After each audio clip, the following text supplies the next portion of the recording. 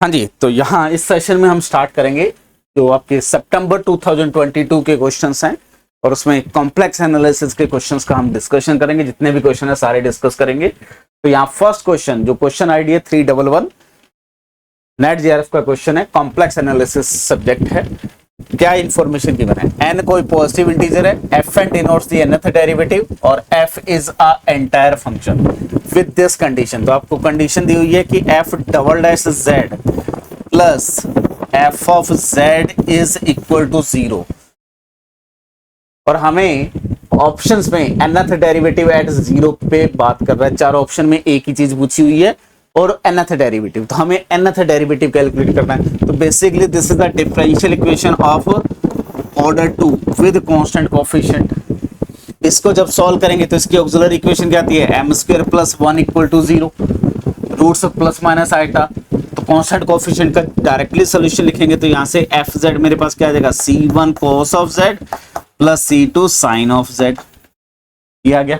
यहाँ से F dash Z directly आप कैलकुलेट कर सकते हैं, which is minus c1 cos of z, sorry, minus c1 sin of z plus c2 cos of z।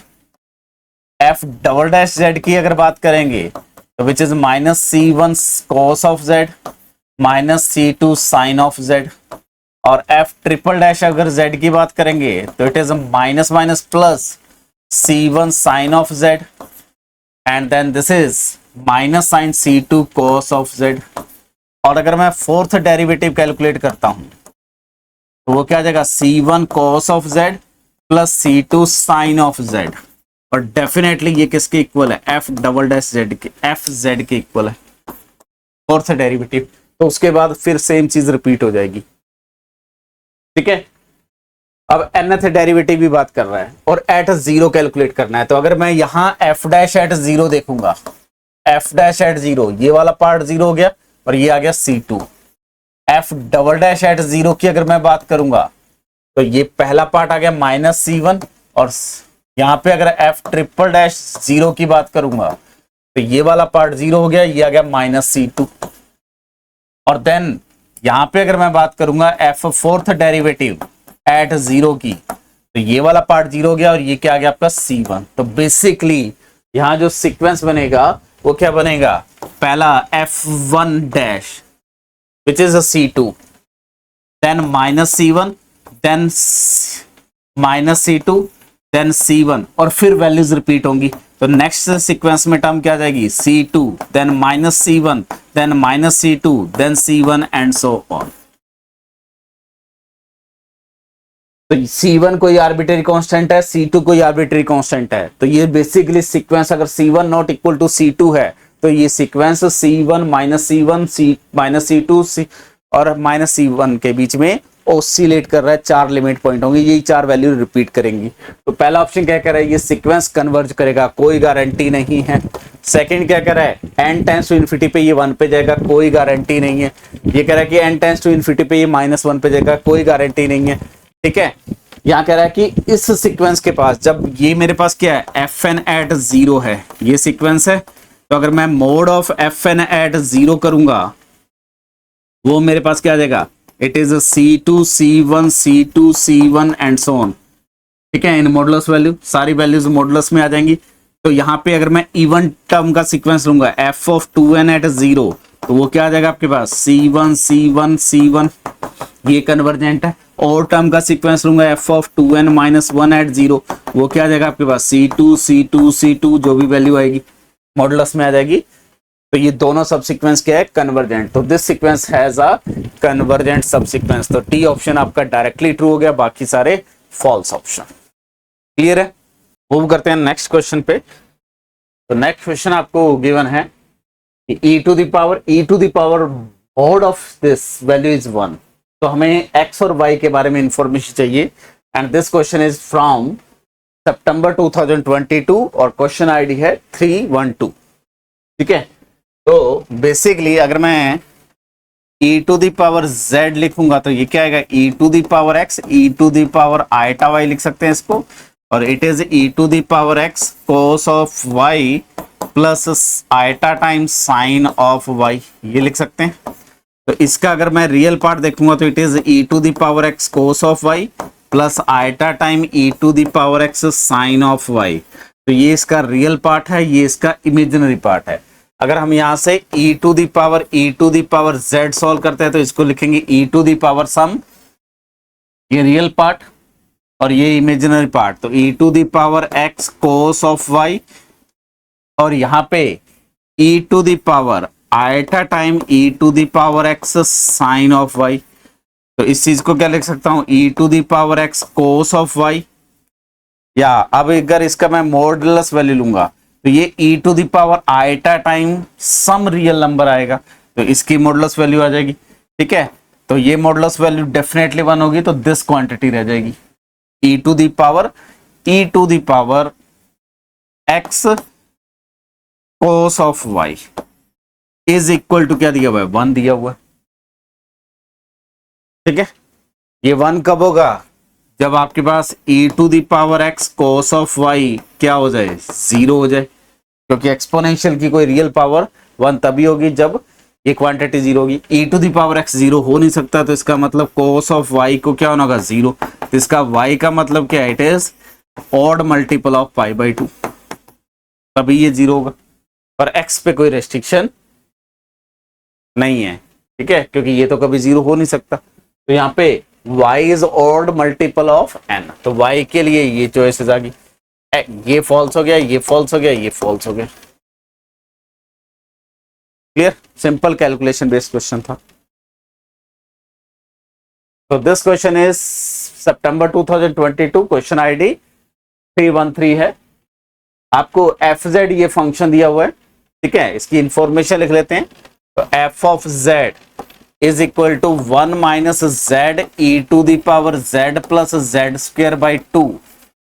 ठीक है, और इसका आगे सीरीज एक्सपेंशन दिया हुआ है 1 plus summation n varying from 1 to infinity an z to the power n।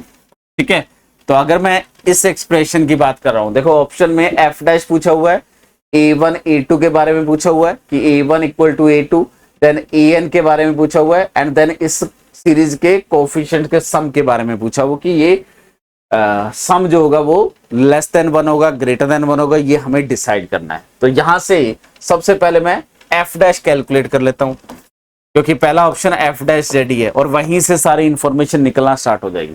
तो f dash Z, F Z आपका एनालिटिक है और पूरे सी पे एनालिटिक है, तो एंटायर फंक्शन है, तो F dash also entire function.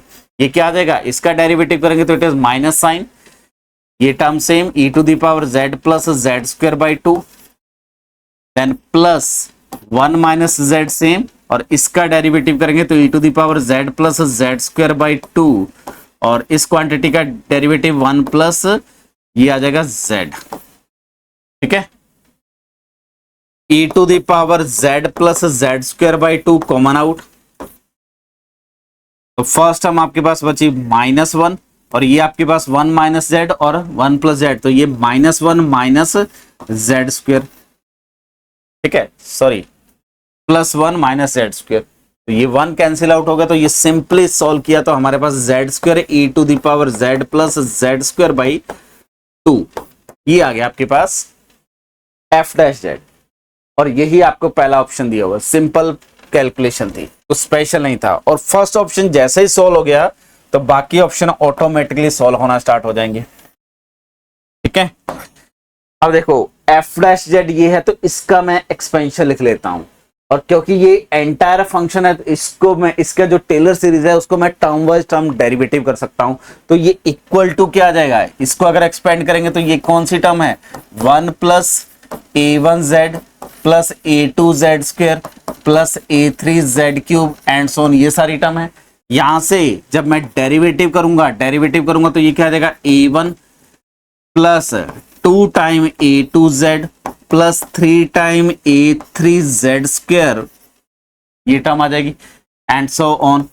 अब देखो इस साइड अगर मैं ये एक्सपेंड करूंगा, इसको एक्सपेंड करूंगा तो सारे कोफिशिएंट पॉजिटिव आएंगे, यहां से हिंट मिलेगा भी, देखो यहां से सारे कोफिशिएंट पॉजिटिव आएंगे और यहां माइनस जेड स्क्वायर लगा हुआ है, तो डेफिनेटली इस सीरीज में जितने भी कोफिशिएंट है वो सारे नेगेटिव होंगे। क्या होंगे वो डिसाइड करते हैं। तो इसको एक्सपेंड कर लेते हैं। तो माइनस जेड स्क्वायर इंटू इस क्वांटिटी के एक्सपेंशन, वो क्या है 1 plus Z square by 2 whole square plus 1/2 factorial Z plus Z square by 3, sorry Z square by 2 whole cube, sorry wait not square, यहां पे आपका स्क्वायर आ जाएगा, ठीक है, प्लस एंड सो ऑन बाकी टर्म्स। यहां से कोफिशिएंट अगर देखेंगे, या इस टर्म को एक बार सोल्व कर लीजिए, थोड़ा सा आपका कंफ्यूजन क्लियर हो जाएगा इससे। Z square 1 plus Z square by 2 plus 1/2 fact 2 लिख सकते हैं इसको, it is a z square, और ये आपके पास आ जाएगा plus 2z square, sorry plus 2z cube,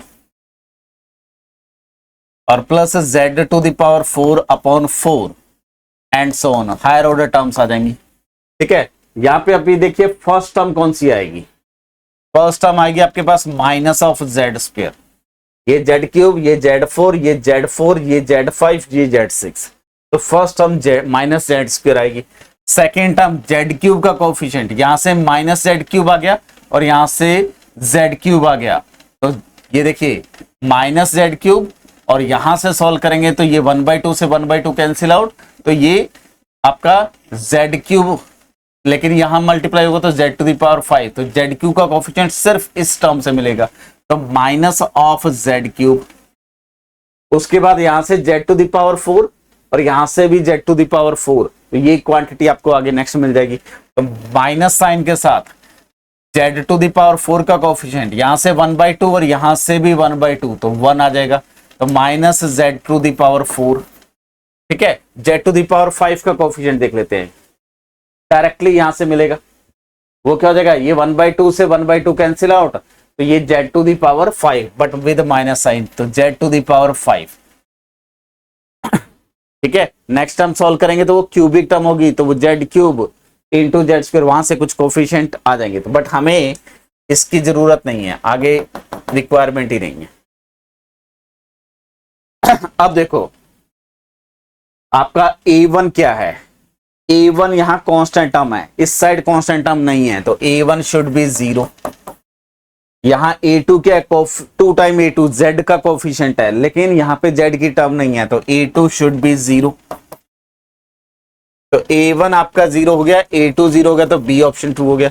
और सारे AN क्या हैं, नेगेटिव हैं या 0 हैं, तो थर्ड ऑप्शन भी आपका ट्रू हो गया। क्लियर है। अब फोर्थ ऑप्शन की बात करते हैं। फोर्थ ऑप्शन में summation n varying from 2 to infinity mod En की बात कर रहा हूं। तो अगर मैं यहां f(1) कैलकुलेट करता हूं यहीं से, तो ये क्वांटिटी क्या होगी 0, क्योंकि 1 माइनस जेड है, तो 0 is equal to 1 plus summation n varying from, यहां पे n कहां से वेरी कर रहा है, 1 टू इंफिनिटी En, ये आ जाएगा।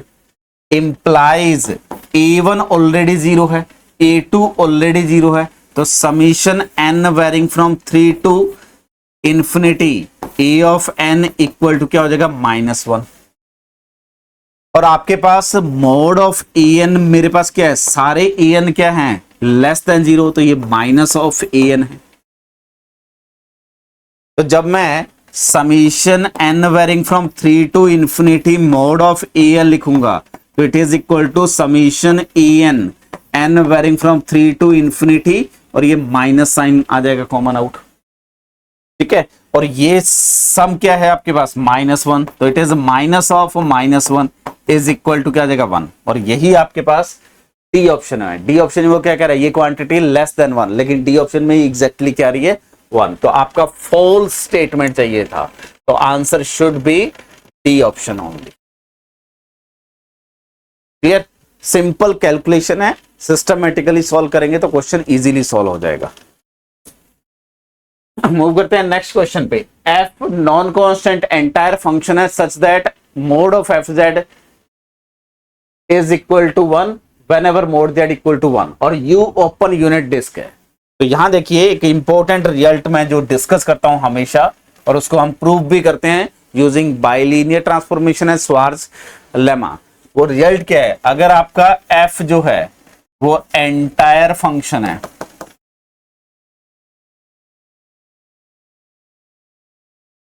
such that mode of fz less than or equal to 1 for all mode z less than 1 and mode of fz is equal to 1 on mode z equal to 1।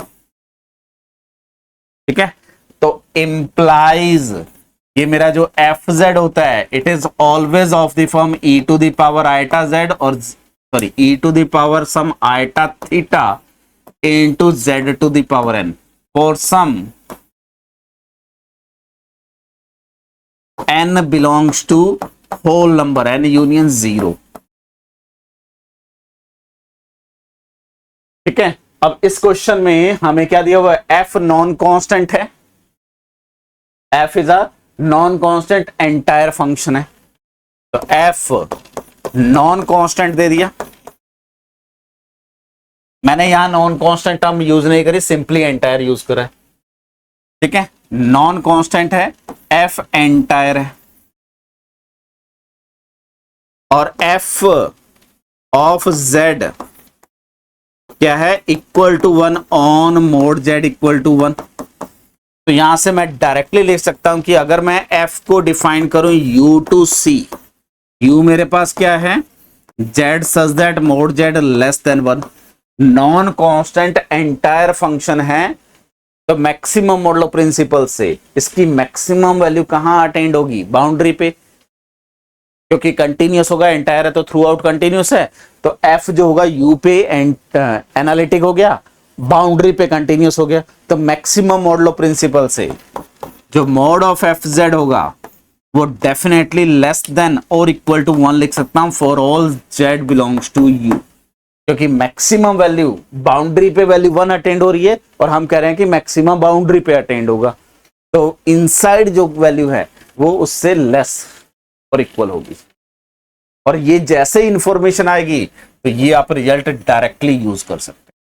तो यहां पे आपका जो fz आएगा, fz function क्या आएगा, e to the power some eta theta into z to the power n। अब देखो उसने नॉन कांस्टेंट दे दिया, तो यहां n जो होगा बिलोंग्स टू नेचुरल नंबर आ जाएगा, बस इतना डिफरेंस होगा, क्योंकि n अगर मेरा 0 हो गया तो उस केस में ये फंक्शन कांस्टेंट बच जाएगा।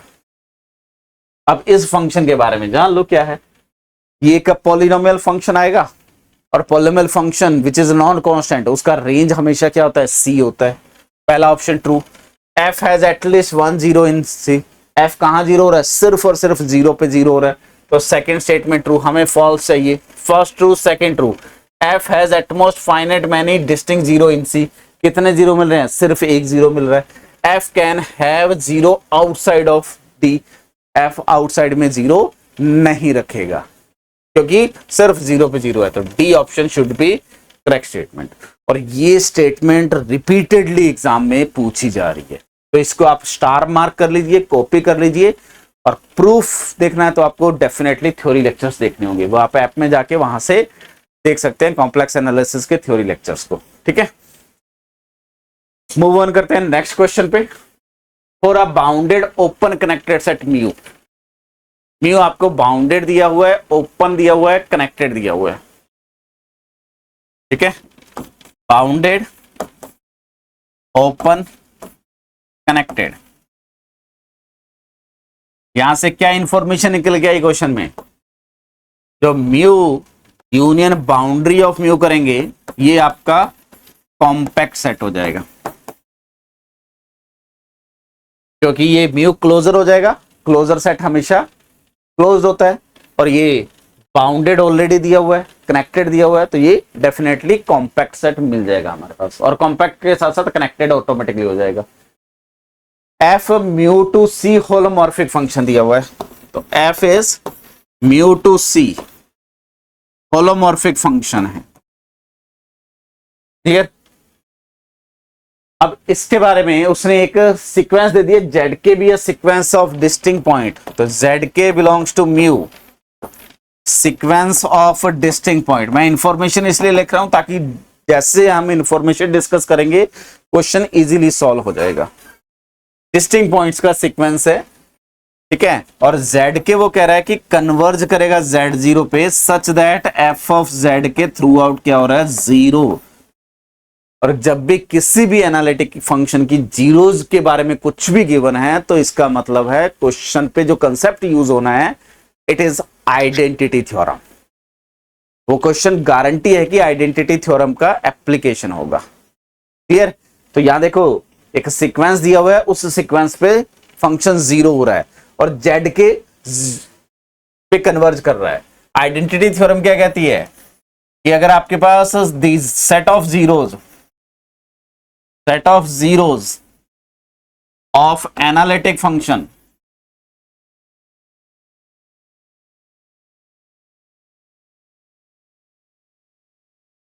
Has a limit point in domain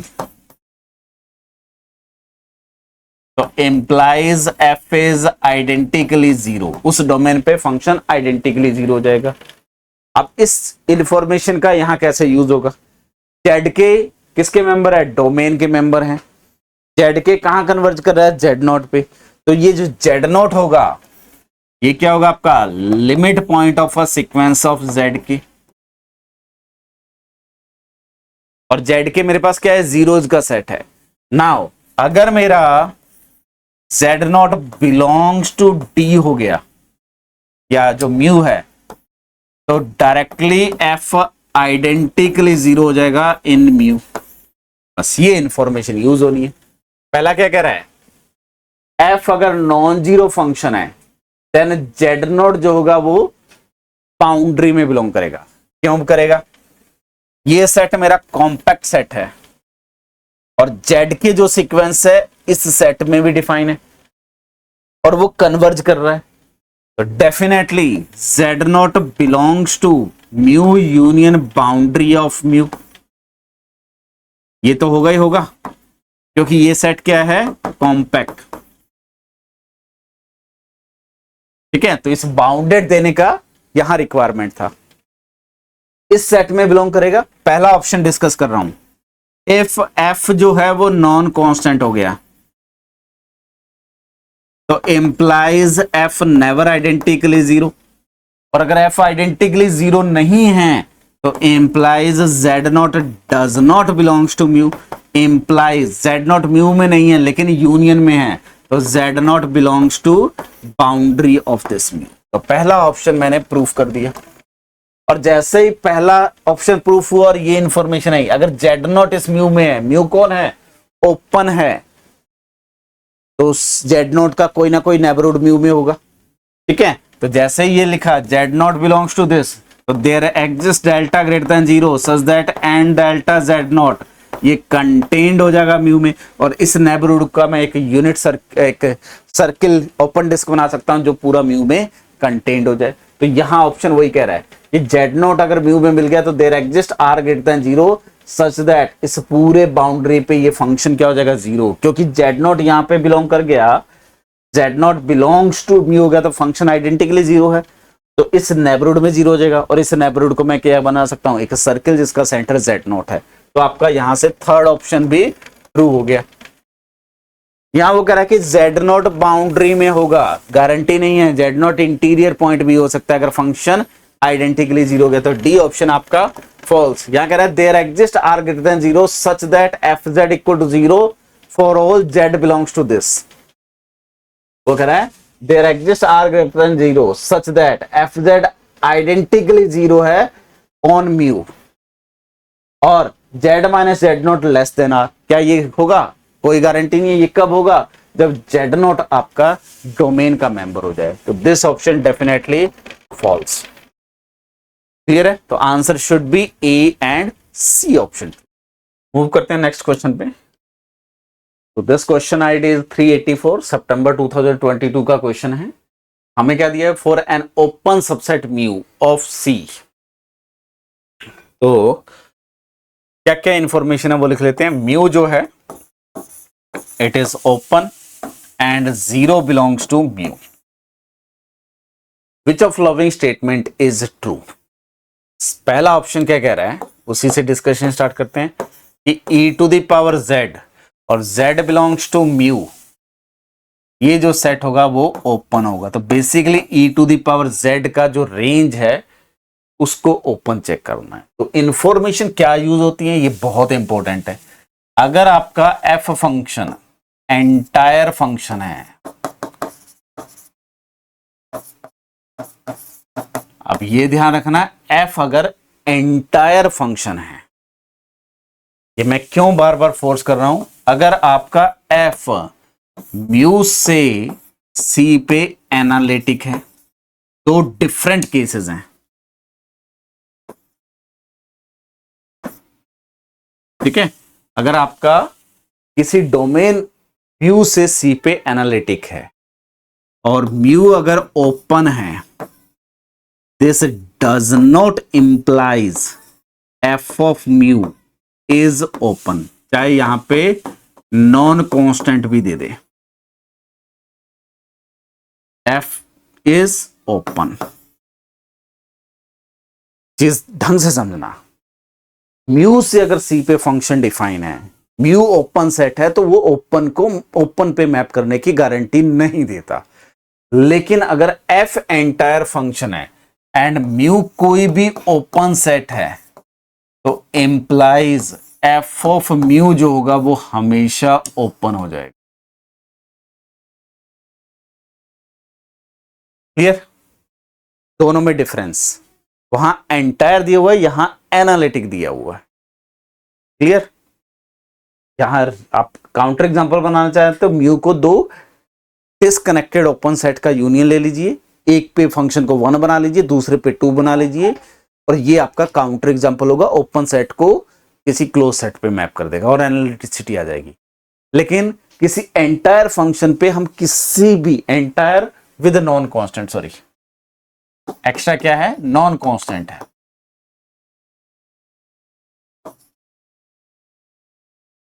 अगर ये एंटायर है नॉन कांस्टेंट है, तो वो किसी भी ओपन कनेक्टेड रीजन पे कांस्टेंट नहीं हो। क्लियर? यहां पे आप देखो क्वेश्चन पे अप्लाई कैसे होगा। पहले केस में F Z E to the power Z entire होता है, तो डायरेक्टली एफ ऑफ म्यू क्या हो जाएगा, ओपन। फर्स्ट ऑप्शन आपका ट्रू।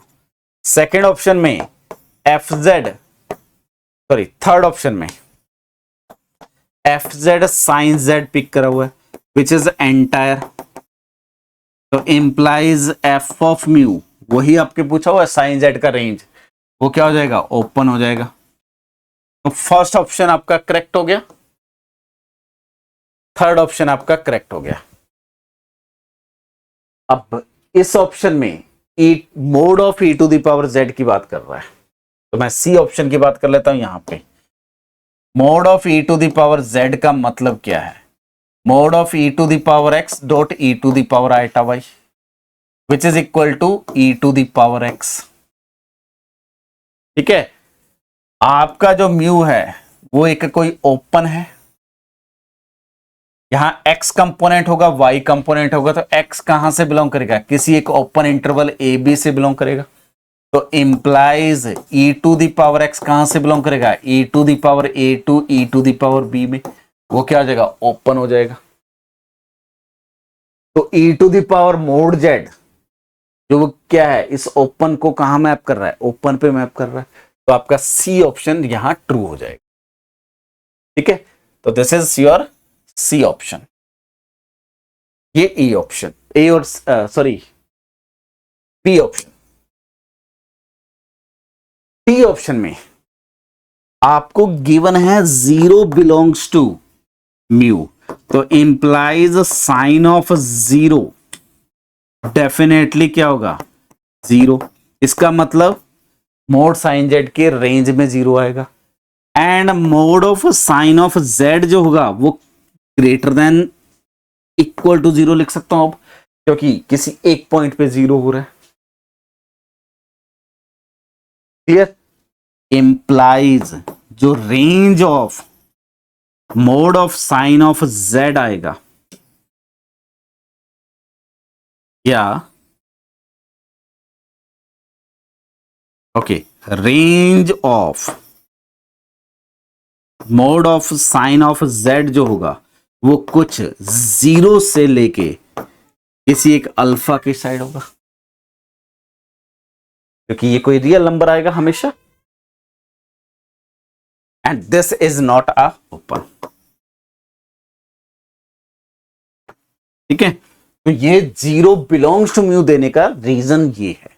तो डी ऑप्शन हमारा फॉल्स ऑप्शन हो गया।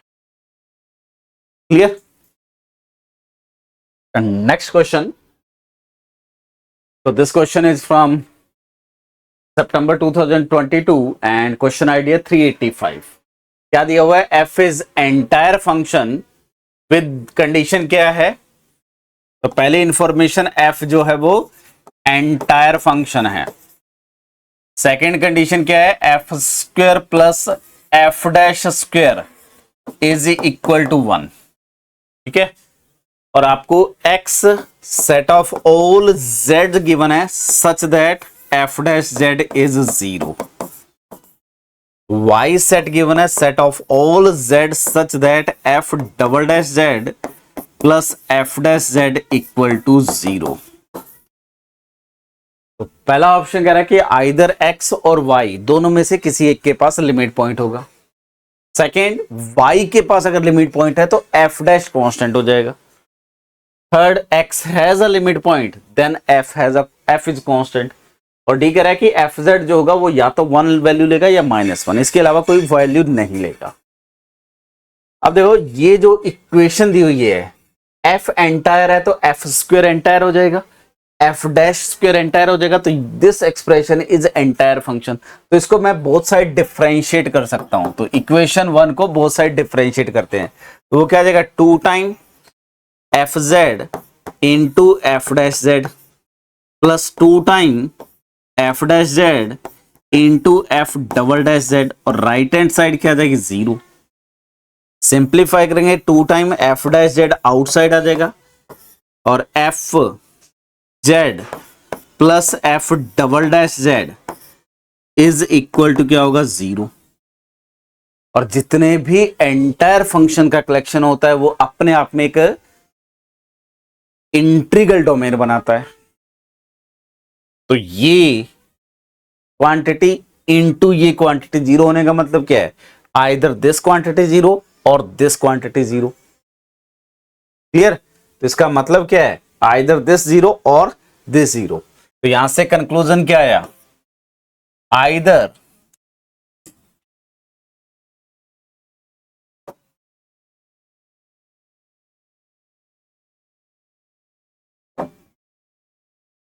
एफ डैश 0 और f double dash z plus F Z equal to 0 for all Z belongs to C. कोई भी जेड पिक कर लो, या तो फर्स्ट क्वांटिटी या सेकंड क्वांटिटी, एटलीस्ट दोनों में से एक 0 होगा। जहां ये 0 हो रहा है तो जेड कहां जा रहा है? एक्स में। जहां ये 0 हो रहा है तो जेड कहां जा रहा है? वाई में। तो इसका मतलब क्या हुआ? एक्स यूनियन वाई जो होगा वो पूरा का पूरा सी हो जाएगा। और मेरा जो सी है वो कौन सा सेट है? अनकाउंटेबल। और किन्हीं दो सेट का यूनियन अनकाउंटेबल है तो या तो x अनकाउंटेबल होगा या y अनकाउंटेबल होगा। और every uncountable set has a limit point. यहां से क्या होगा? आइदर x अनकाउंटेबल और y अनकाउंटेबल और बोथ अनकाउंटेबल। तो इसका मतलब क्या है? Either x has a limit point और y has a limit point. तो फर्स्ट ऑप्शन आपका प्रूफ हो गया यहां से। इसके बाद आप डायरेक्टली लिख सकते हैं। ठीक है, अब मैं आता हूं बी ऑप्शन पे। वो कह रहा है कि if y has a limit point, और y कलेक्शन किसका है? f double dash plus F Z equal to 0 का कलेक्शन। तो आइडेंटिटी थ्योरम अप्लाई करेंगे। y के पास लिमिट पॉइंट है और y किसी एंटायर फंक्शन कौन सा है, f double dash plus f, इस एंटायर फंक्शन के जीरोस का सेट है।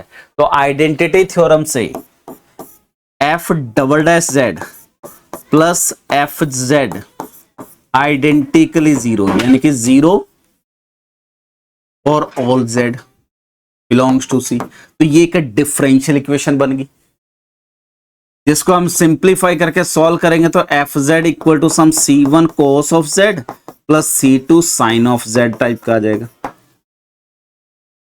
तो एफ जेड कुछ इस टाइप का फंक्शन मिलेगा। जैसे मैं यहां एफ जेड को अगर मैं कोस जेड पिक कर लूं तो एफ डैश जेड क्या आ जाएगा मेरा, sine Z with minus sine आएगा। एफ जेड को C2 को जीरो रख दिया, C1 को, क्योंकि मेरे पास ये लीनियर कॉम्बिनेशन है तो मैंने एफ जेड ये पिक कर लिया। एफ जेड अगर ये है, एफ डैश ये है, अगर इनके स्क्वायर का सम करूंगा तो cos square plus sine square वो 1 हो जाएगा। ये इक्वेशन सेटिस्फाई हो रही है। तो अगर मैं एफ जेड ये फंक्शन पिक कर लेता हूं तो ये कंडीशन आपकी सेटिस्फाई होगी। एफ डबल डैश जेड क्या आ जाएगा, साइन जेड, और एफ जेड क्या है, माइनस साइन जेड। ये इक्वेशन भी सेटिस्फाई हो रही है। ये थ्रू आउट जीरो है, y के पास लिमिट पॉइंट है। तो ये एक काउंटर एग्जांपल मिल गया जहां पे एफ जेड क्या है, non constant, F dash Z भी क्या है, नॉन कांस्टेंट, और यही डी ऑप्शन का काउंटर एग्जांपल है। तो अगर मैं ये पिक कर लेता हूं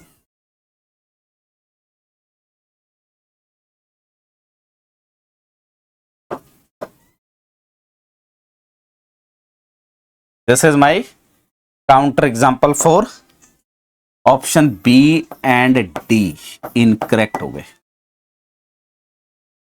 क्लियर। अब आते हैं सी ऑप्शन पे। अगर x के पास लिमिट पॉइंट मिल गया,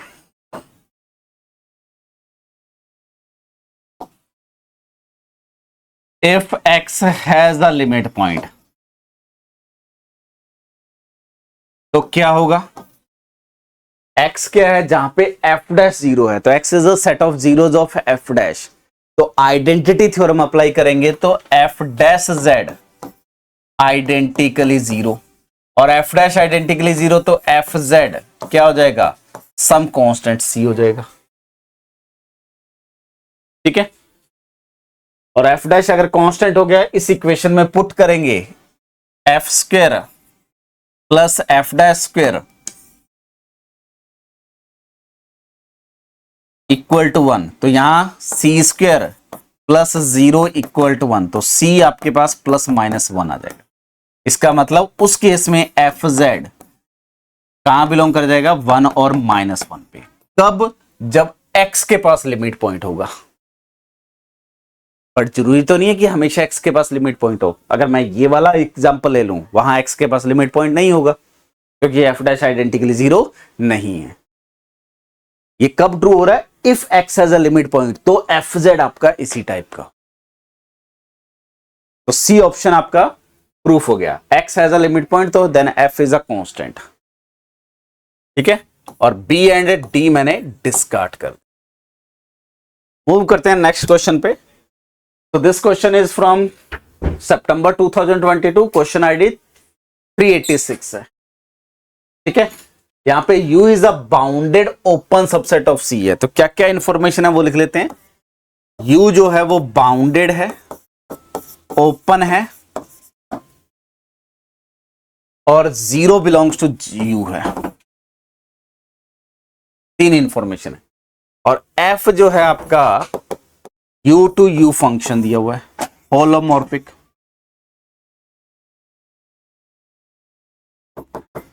तो डेफिनेटली यहां से पहली इंफॉर्मेशन f ऑफ u जो होगा वो u में कंटेन्ड होगा। u बाउंडेड है तो एफ यू क्या हो गया, बाउंडेड हो गया।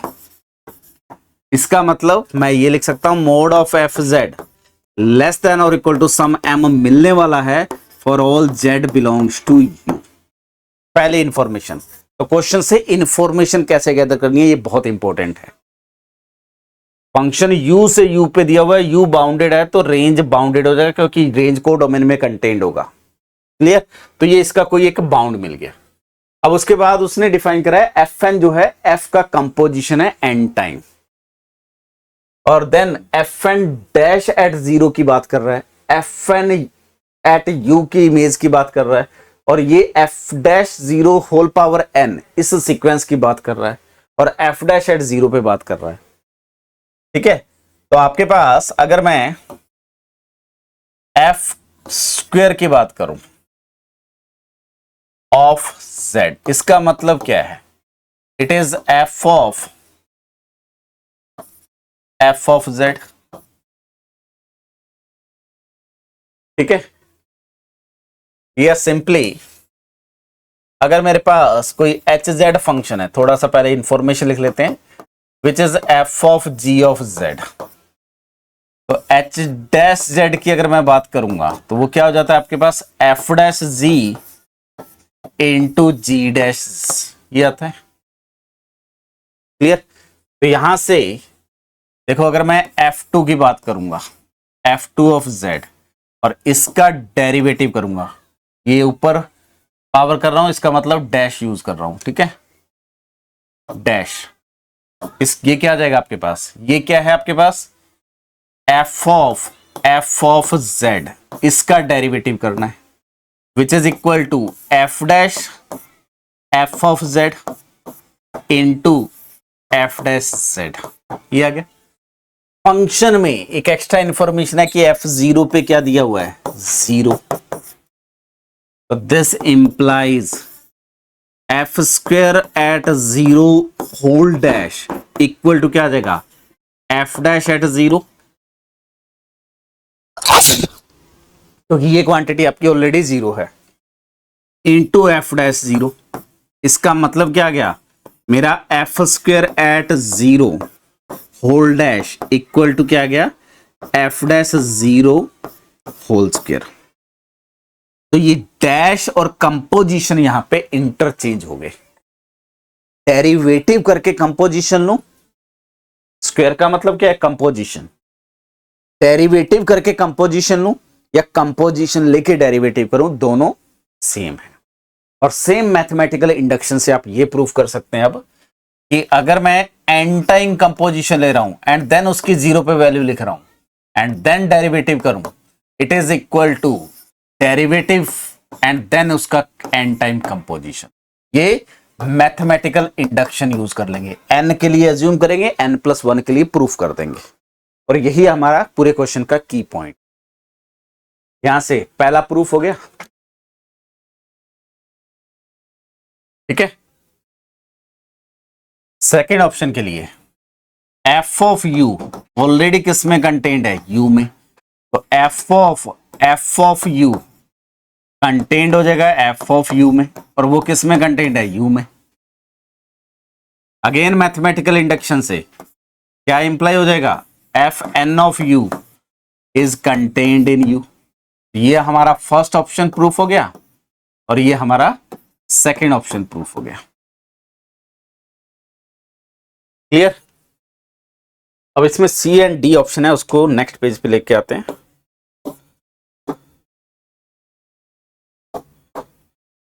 सी ऑप्शन आपको क्या कह रहा है कि the sequence f dash 0 n is bounded. तो आपको sequence f dash 0 and this n, ये आपको बाउंडेड, इसका मतलब क्या है, एफ डैश एट 0 कैलकुलेट करेंगे, f dash 0 whole square calculate करेंगे, यानी कि इसका डबल कंपोजिशन, स्क्वायर का मतलब कंपोजिशन है, एफ डैश 0 क्यूब कैलकुलेट करेंगे। ये जो सीक्वेंस है, इस सीक्वेंस को बाउंड देखना। हम ऑलरेडी क्या प्रूफ कर चुके हैं, डेरिवेटिव करूं देन कंपोजिशन लूं या कंपोजिशन लेके डेरिवेटिव करूं, दोनों का मीनिंग सेम है।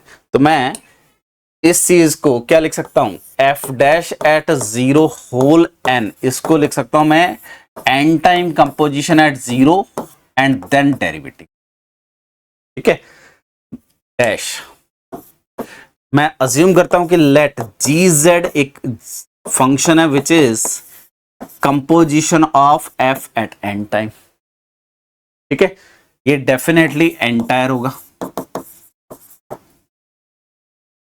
और u मेरे पास क्या है, ओपन। सॉरी एनालिटिक होगा क्योंकि यू पे डिफाइन है और यू मेरे पास क्या है, ओपन। तो एक there exist are greater than 0 such that mod of z less than और equal to r is contained in U, क्योंकि 0 यू में बिलोंग कर रहा है। तो इस 0 इंटीरियर पॉइंट होगा तो 0 का कोई एक नेबरहुड उस यू में कंटेन्ड हो जाए, ये बना सकते हैं। अब देखो अगर मैं यहां पे g डैश z की बात करूं कोशी इंटीग्रल फॉर्मूला से 1/2 pi iota integral mod z equal to r g of z, sorry g dash at 0 की बात करें अपॉन ये क्या आ जाएगा z स्क्वायर dz। अगर मैं इसकी मॉडुलस वैल्यू लूंगा, अब ये क्वांटिटी अभी हम देख के आए हैं कि ये क्वांटिटी बाउंडेड है, यहां से मैं अगर लिखूंगा तो mod of f n u वो क्या लिख सकता हूं, लेस देन और इक्वल टू एम, क्योंकि यू बाउंडेड दिया हुआ है। तो इस चीज का यूज करेंगे तो दिस इज लेस देन और इक्वल टू 1/2 पाई और यहां इसका अपर बाउंड कैपिटल एम रख देंगे और इसका अपर वैल्यू आर रख सकते हैं, तो r square 2 pi m upon r. आप डायरेक्टली कोशी इनक्वलिटी यूज कर सकते हैं, तो इट इज आर स्क्वायर और ये जो रिमेनिंग पार्ट है उसको सोल्व करेंगे तो इट इज 2 पाई आर। तो फाइनली ये क्वांटिटी क्या बचेगी, एम अपॉन आर। और ये है क्या आपके पास, जी डैश, यानी कि ये डेरिवेटिव। तो ये क्वांटिटी क्या है, mod of f dash at 0 and whole power n, वो लेस देन और इक्वल टू क्या हो गया, m अपॉन सम r। तो ये क्या हो गया, implies this sequence f dash 0 n is bounded. T option क्या कह रहा है, टी ऑप्शन में कह रहा है कि ये जो f डैश 0 है ये लेस देन और इक्वल टू 1 होगा। यहीं से अगर मेरा f डैश 0 का मॉडुलस वैल्यू या f डैश 0 ग्रेटर देन 1 हो गया तो इसका मतलब क्या है, एफ डैश 0 होल n, ये जो सीक्वेंस होगा ये डाइवर्ज कर जाएगा, क्योंकि ये वैल्यू 1 से ग्रेटर है तो ये सीक्वेंस डाइवर्ज करेगा। और ये अगर सीक्वेंस डाइवर्ज करेगा तो mod of f dash at 0 n is unbounded, which is a contradiction, क्योंकि हम सी ऑप्शन ऑलरेडी इसको बाउंडेड देके आए हैं। तो सी ऑप्शन से डी डायरेक्टली ट्रू हो गया, सी हम प्रूव कर चुके हैं, तो final answer should be A B C and D.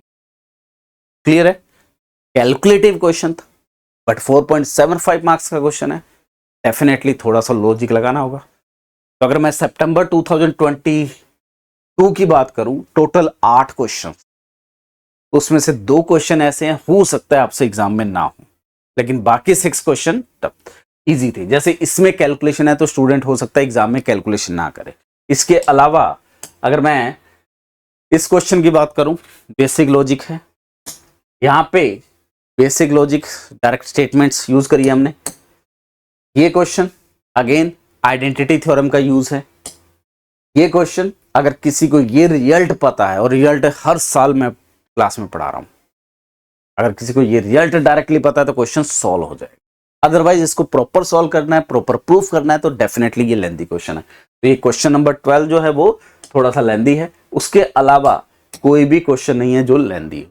तो ऑन एन एवरेज अगर मैं कॉम्प्लेक्स एनालिसिस की बात करूं तो 8 क्वेश्चन आते हैं और उस 8 में से on an average 6 question her bar attempt होते हैं। और अगर आपको कॉम्प्लेक्स पढ़ना है तो मिनिमम 15 to 20 डेज की रेंज में आप पूरा कॉम्प्लेक्स कवर अप कर सकते हैं। ठीक है, थैंक यू।